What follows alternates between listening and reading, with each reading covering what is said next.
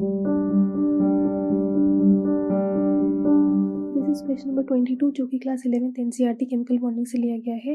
इस क्वेश्चन में हमसे पूछा गया है कि BeH2 मॉलिक्यूल का डायपोल मोमेंट 0 क्यों होता है, ऑल्दो BeH बॉन्ड्स पोलर होते हैं।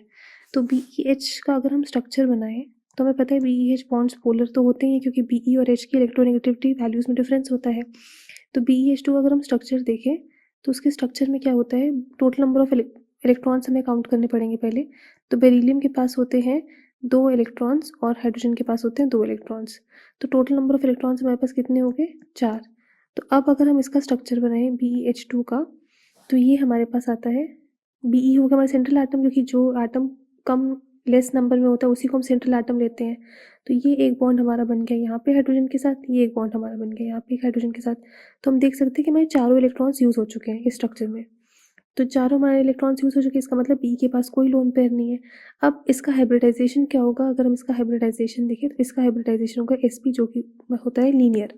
अब लीनियर स्ट्रक्चर होने की वजह से ये क्या हो जाता है, इसका जो डायपोल मोमेंट होता है वो कैंसिल आउट हो जाता है।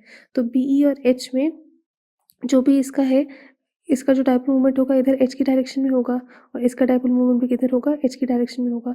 तो दोनों ऑपोजिट साइड वेक्टर्स होने की वजह से, और क्योंकि लीनियर है तो एंगल, नेट एंगल कितना होगा, 180 डिग्री का होगा। तो इसका म्यू क्या हो जाएगा, 0 हो जाएगा। इस वजह से डायपोल मोमेंट, ये स्ट्रक्चर में बॉन्ड्स पोलर है भी बट फिर भी इसका डायपोल मोमेंट 0 हो जाता है।